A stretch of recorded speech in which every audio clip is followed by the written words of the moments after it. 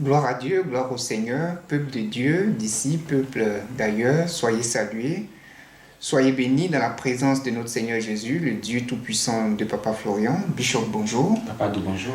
Aujourd'hui, nous allons parler d'un thème qui fait beaucoup débat, qui fait beaucoup polémique au niveau des chrétiens. Pourquoi payer la dîme? Pourquoi ne pas payer? D'autres disent que c'est péremptoire, d'autres disent que c'est d'actualité. Bon, qu'est-ce qu'il en est? Bishop, vous qui êtes au parfum de l'écriture biblique, vous allez nous éclairer un peu de ce qu'il en est.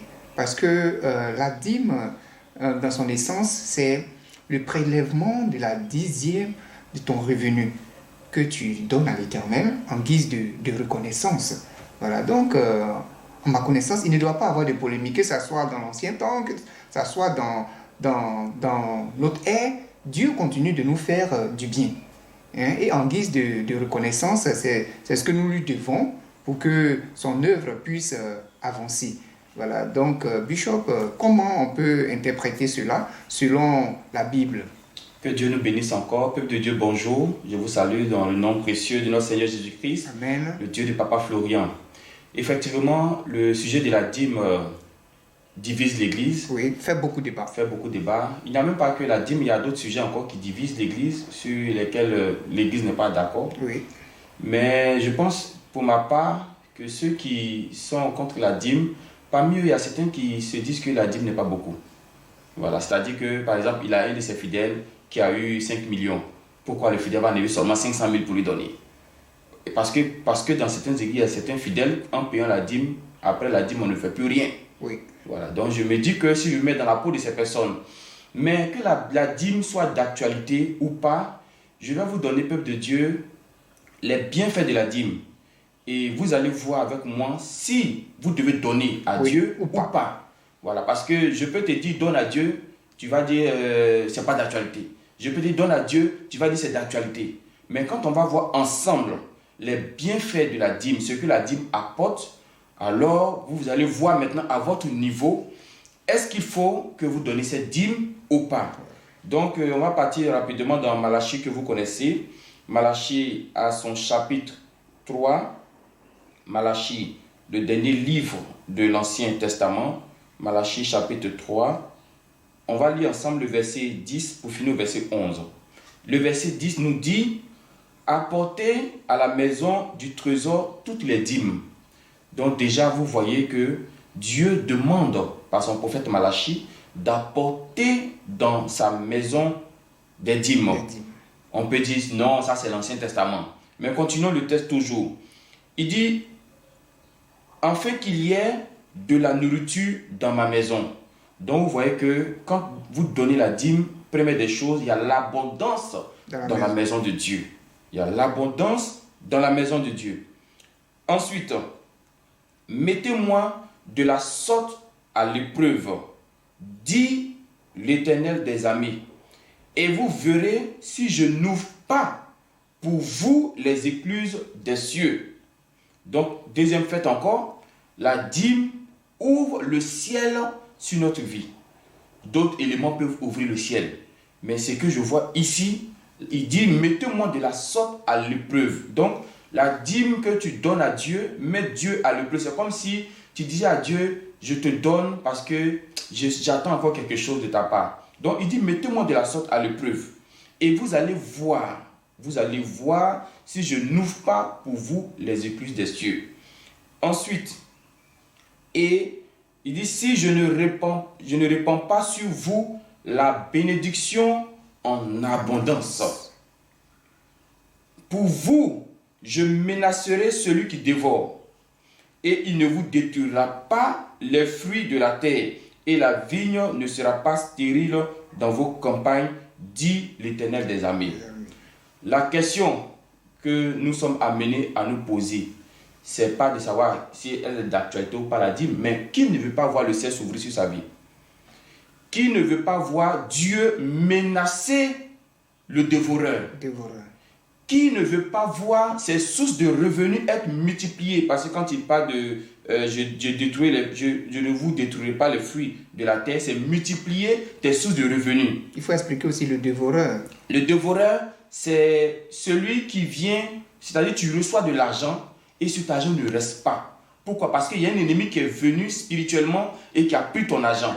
C'est ce qui fait que, quel que soit le montant que tu auras, tu vas remarquer que jusqu'au 5, jusqu'au 10, le montant ne dure pas. Il va créer un problème de main sèche, de main percée.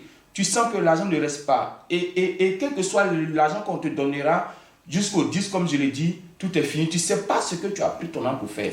Il y a certains aussi, tu peux savoir où tu as mis ton argent. C'est dans les hôpitaux. C'est-à-dire quand toi tu reçois l'argent net, c'est là la maladie vient. Quand tu reçois l'argent net, c'est là les problèmes viennent. Quand il n'y a pas d'argent, il n'y a pas de problème.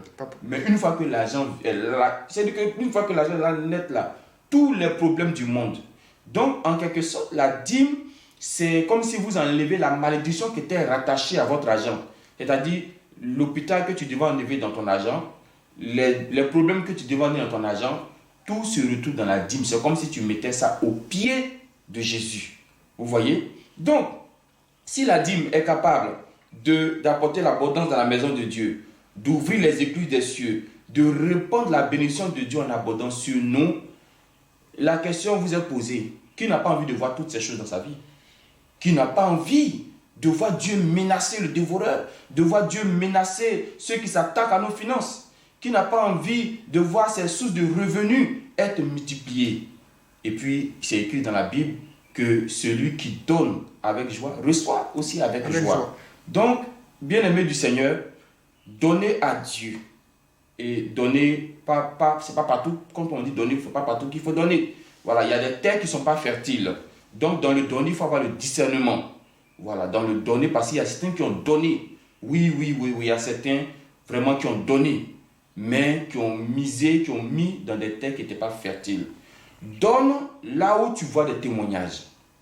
Donne là où tu sens que Dieu peut sauver ta vie. Donne là où tu sens que Dieu peut te sécuriser.